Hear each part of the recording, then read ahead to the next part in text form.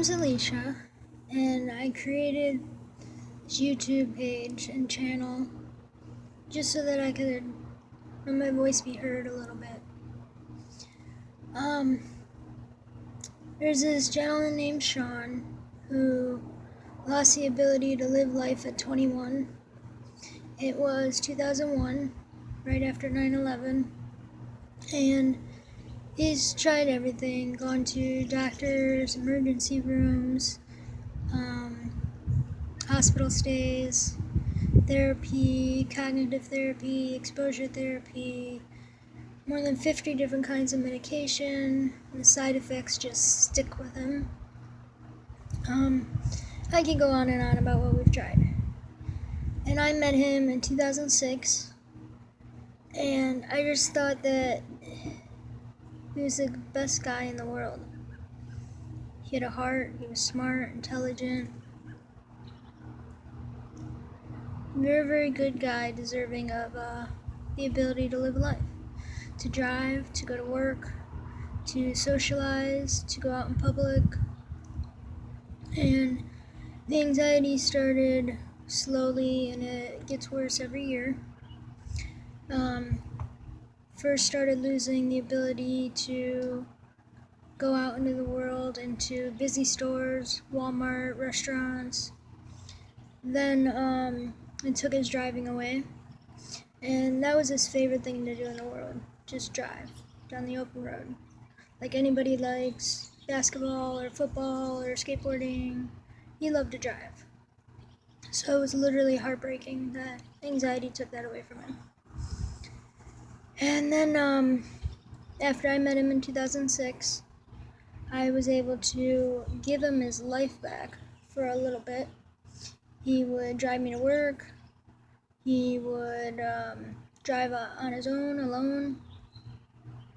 And he was able to socialize. We did go into Walmart, and when it got hard, we would leave. But if not, we were able to shop. We would try to go to the mall when it wasn't busy. We even ate inside Wendy's. And I felt really honored that I could give him his life back for a little bit. But he had good months and bad months. So the good months, we would get out and do stuff. Driving around, taking pictures, going to parks, enjoying life. And in the bad months, we would sit in the bedroom and just try to remain calm. He would shake and have convulsions and panic attacks. His heart would be beating really fast. His left arm would go numb. Now in school, I learned that if your chest hurts and your left arm's going numb, you're having like a heart attack. So I was always paranoid, calling 911, and he made me realize that 911 doesn't do anything. And when we get to the hospital, they just give you a cup of water. And then the tough part is the drive home. How are we supposed to get home from the hospital? We gotta stop every 2 seconds. He's gotta get out of the car. I'm dumping water over his head.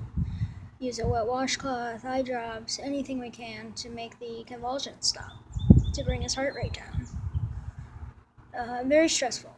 Very, very stressful. The medication he would take would, his body would get used to it, so it would stop working. So we would have to detox, and the hospital wouldn't accept his insurance so that he could detox safely at a hospital, so we would have to try to do it at home. And gradually go down off the medication, stop for a couple days, and then when you start back up again, it might work better. Now, this was a very stressful and dangerous thing to do because his anxiety got so bad when we would detox. He would literally be having a panic attack 24/7. Couldn't sleep. I was up with him all night.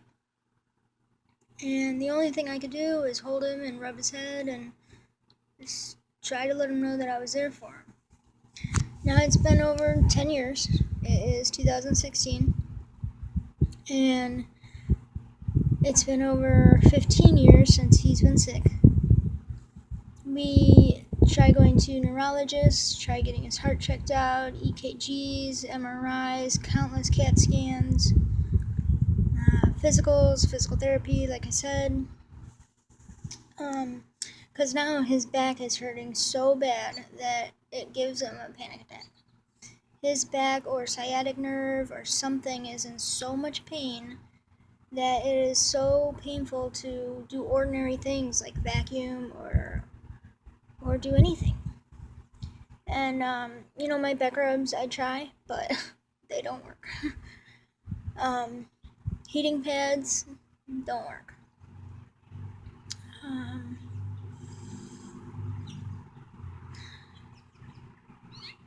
Got a lot to say, and this is my first vlog about it. So be patient with me while I gain my thoughts.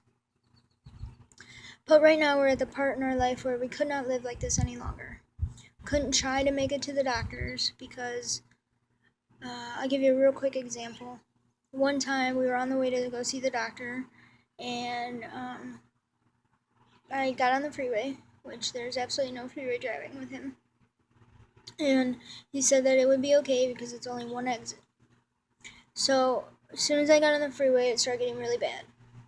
And I knew not to go over 60 miles an hour because it gets really bad after that.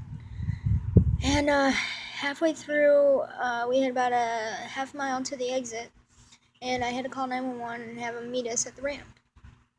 So I was able to get off the exit, and the ambulance, it was in between cities, so they kept going from city to city, and I couldn't even get an ambulance out there. And finally, I just told them, look, just pick one. We need one. We need help.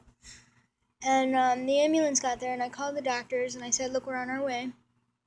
We're about 2 minutes away, right down the road.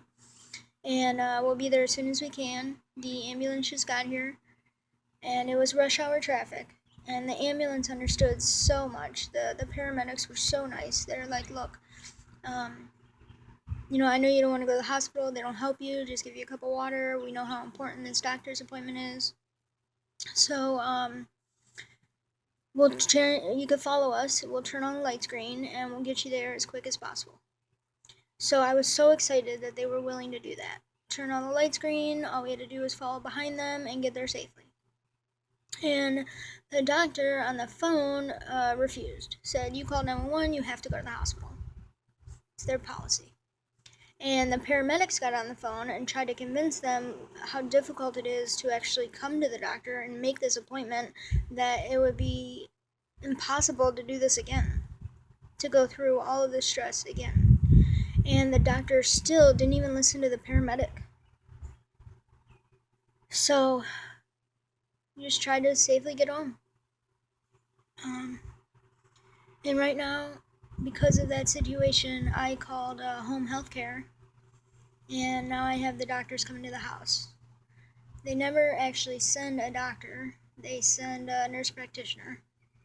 She does seem very nice, but apparently she has like 300-400 patients and no time to actually care about you. They put them on some pain medicine, which kind of helps, but it mostly just gives them a panic attack. And it's not really worth taking it for the pain if it's just going to throw them into a constant panic attack. So, it's like we're back at square one, what to do. I try so hard to be patient and tolerant, but man, is that wearing thin. I have all these desires to help him and to get somewhere in life. I read the book Brain on Fire by Suzanne Callahan. I think that's how you pronounce her last name. About the NMDH receptors, like in the brain.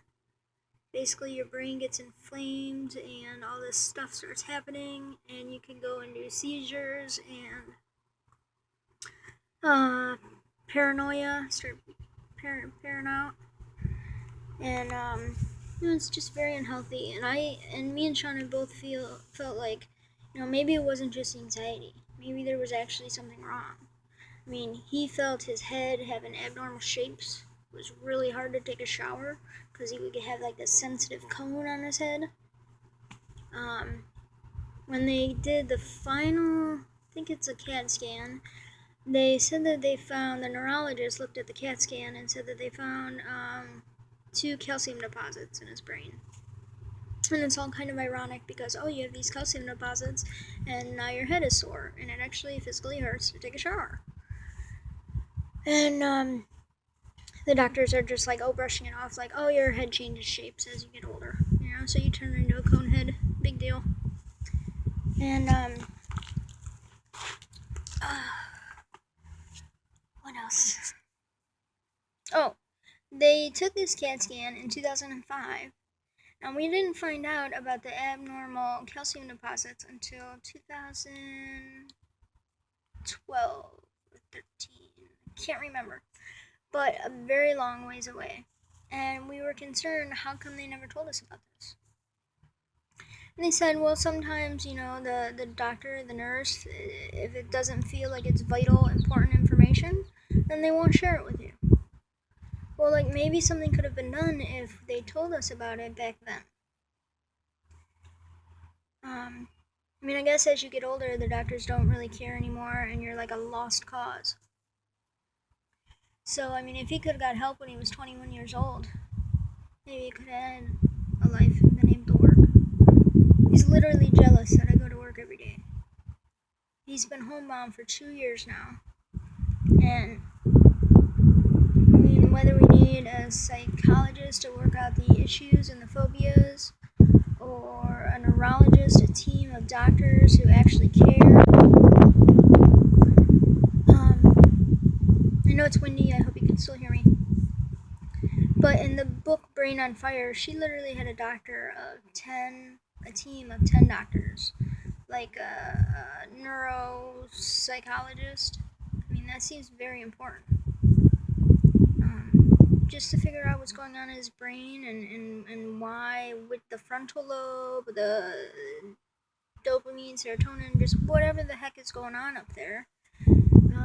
I heard about this PET scan, the PET scan. I'm gonna get away from this wind.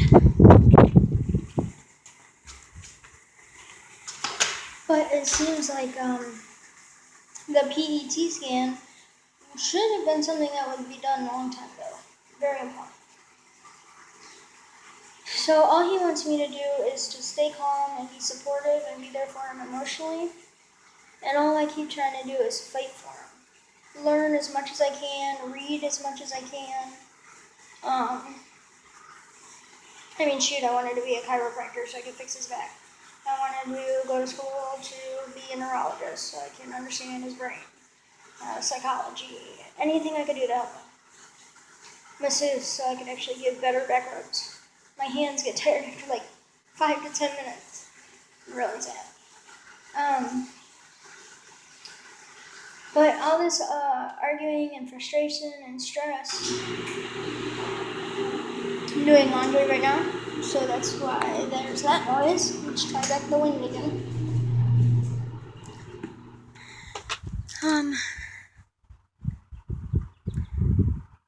I just really want to be able to be there for him and help him and be emotionally stable and be strong for him. He used to tell me that I was his rock, and then one time at the doctor's, he said I was the pebble that is his boulder. And that's so sweet because I'm 4'8", so I'm very short. And he literally thought of me as a boulder. But I've been crumbling for some time now, and I need to get my shit together and be able to find a different way to help him, to where I'm not ignoring him all day on the internet and reading or swamped in a book. Maybe just give him my undivided attention. And I don't know what's in store for the future. So I'm just going to take a break for a little while on the GoFundMe page. I'm going to take a break about reading. I'm going to stop obsessing about doctors and help out there. And maybe give it a month or so, and I'll keep you updated. Nothing's going to change if I don't keep trying, but I really got to try something different because nothing has helped in the last 10 years. It's only gotten worse. So thank you for listening, and I'll keep you posted. Until next time.